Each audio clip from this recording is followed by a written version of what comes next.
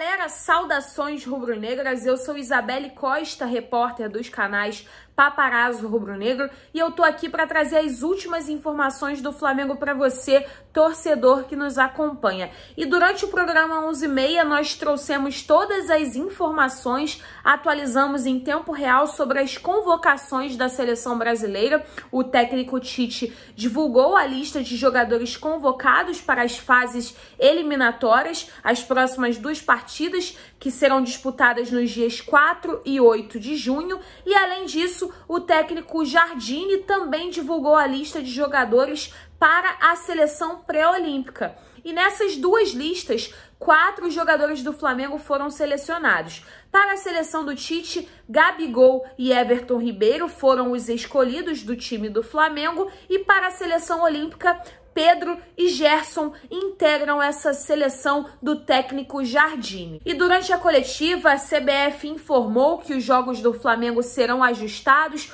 por conta das 4 convocações que o time sofreu, né? Que o Flamengo vai ter o desfalque desses jogadores, inclusive em jogos importantes da Copa do Brasil, por exemplo, também do Campeonato Brasileiro. No entanto, além da convocação da seleção brasileira, a seleção uruguaia também divulgou a lista de jogadores para as fases eliminatórias. Lembrando que o Uruguai vai disputar também 2 partidas, uma que será realizada no dia 3 de junho e outra no dia 8 de junho. E o nosso Arrascaeta também foi convocado pela seleção uruguaia. Inclusive, foi informado de que os treinamentos da seleção uruguaia começarão no dia 26 de maio. Então, a Arrascaeta já pode desfalcar o Flamengo no jogo contra o Vélez Sarsfield, que será realizado no dia 27 de maio aqui no Maracanã. Então, o Flamengo pode ter um prejuízo grande nessa lista de jogadores convocados,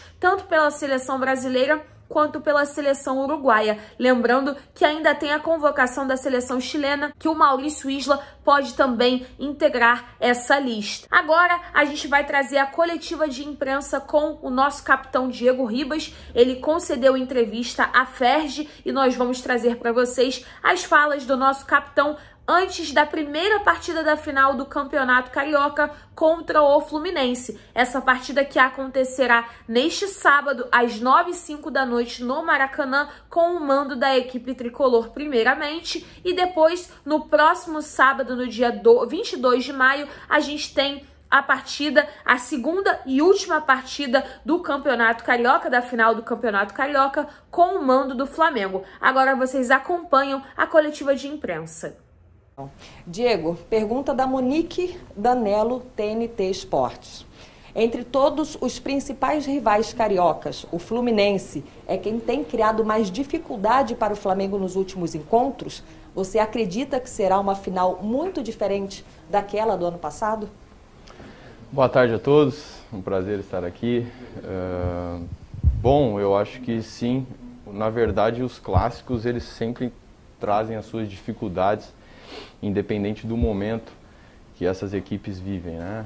O nível de concentração e dedicação é sempre muito alto. Mas, de fato, o Fluminense, os resultados mostram, uma equipe que, mais uma vez, aí, vai nos enfrentar num jogo decisivo, e isso mostra que eles estão, né, criando essa dificuldade, e para nós, e para o futebol carioca, isso é excelente, né? Então, essa é a nossa visão, e é o que nós queremos, é sempre vencer, respeitando os nossos adversários, mas sabendo que nós temos aí a nossa responsabilidade e convicção. Diego, pergunta do Renan Moura, da Rádio Globo CBN. Você se reinventou e mudou a lógica, se tornando um camisa 10 que joga mais recuado. O que foi mais difícil para se adaptar a essa função aos 36 anos é como adotar aquele jargão, quem corre a bola?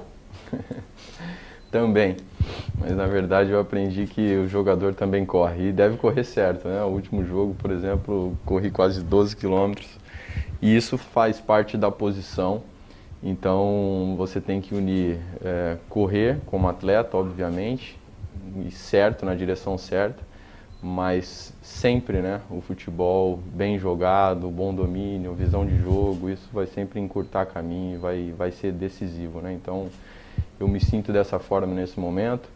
O meio-campo lugar onde que, se a equipe não estiver organizada, acaba sofrendo muito, né, em desgaste, quero dizer. Mas eu não tenho tido grandes dificuldades, tenho tido uma colaboração gigante por parte dos meus companheiros, né, e isso ajuda e facilita muito o meu trabalho. Tenho desenvolvido cada vez mais a marcação, 1 contra 1 mesmo, né, entendendo que essa marcação requer muita frieza, muita tranquilidade, decisão no momento certo, precisão.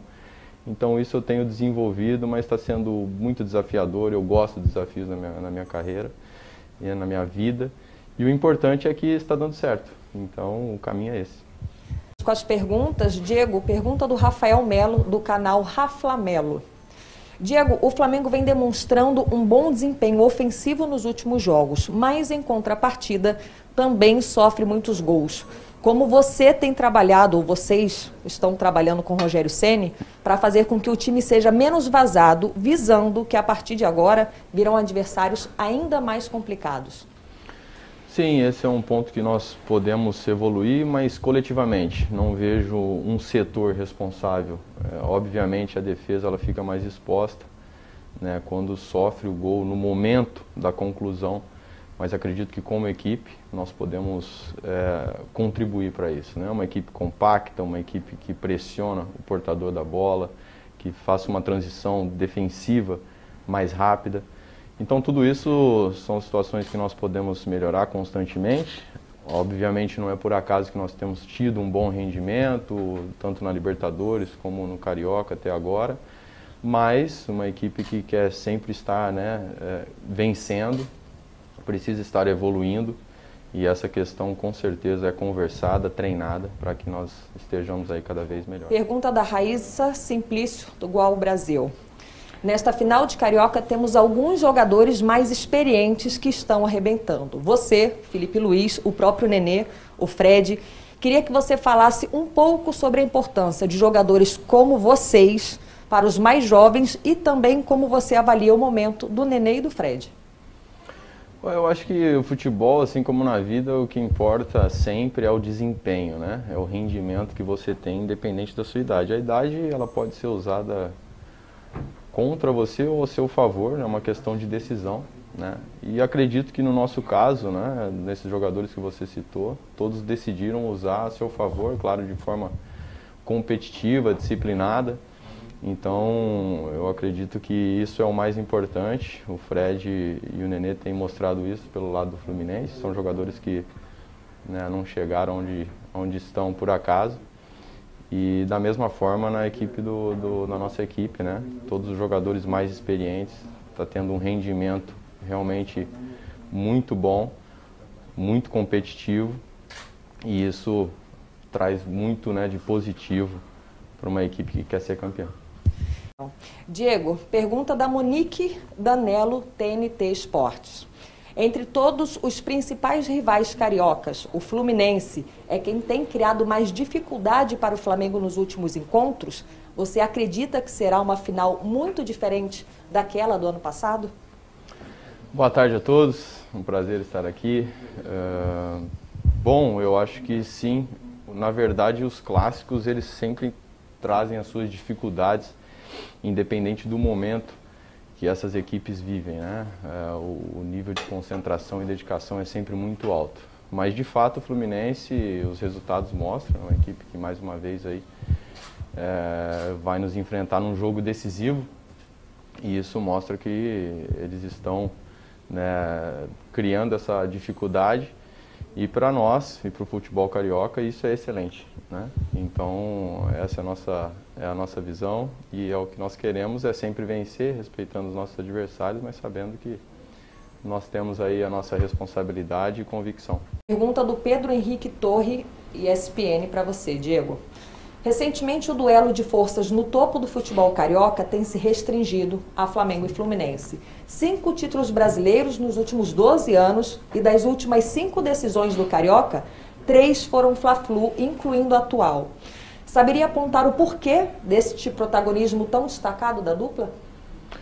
Bom, eu acredito que é um trabalho, né, bem feito, né, tanto da diretoria, no caso, obviamente, e depois do plantel de jogadores vencedor. Posso falar com mais propriedade, claro, do Flamengo, e também respeitando o Fluminense por tudo que tem feito, mas, é claro, lá nós temos essa mentalidade. No futebol ele precisa de um tempo, sabendo que muitas vezes ele não é respeitado devido ao imediatismo. Nós queremos e cobramos as vitórias, então você tem que evoluir vencendo na maioria das vezes. E o Flamengo fez isso de forma exemplar, né? Os últimos anos mostram realmente as conquistas, o nível que o clube chegou. E o bom é que isso não nos deixa acomodado, né? Queremos mais, queremos aproveitar, desfrutar de todo esse momento, vencendo, conquistando títulos. E claro, fica nítido que essas equipes se destacam por alcançarem o topo, né? Não vencerem só por um momento, mas chegarem nos momentos decisivos numa final como essa, e com certeza engrandece o clube. Vem do Sidão Marinho, Rádio Transamérica. Se o Flamengo conquistar o Campeonato Carioca desse ano, abrirá 6 títulos de vantagem para o Fluminense, que é o segundo maior campeão. Você vê uma supremacia rubro-negra no Rio de Janeiro? Bom, como eu disse, eu acho que nós temos que aproveitar as oportunidades e vencer. O que nos motiva é vencer o próximo jogo, né, vencer o próximo torneio, e é isso que nós vamos fazer sempre. Essa é a nossa grande motivação e foco. Chegará um momento que pode colocar na balança, mas não é esse, né, o momento para se fazer. Nós continuamos aí respeitando os nossos adversários. Nada que eu disser aqui vai aumentar ou diminuir a responsabilidade que nós temos, que nós sabemos e assumimos. Mas o nosso grande foco é viver o momento de forma bem intensa, 100% presente, e é com essa mentalidade que nós vamos para o jogo de amanhã contra o Fluminense.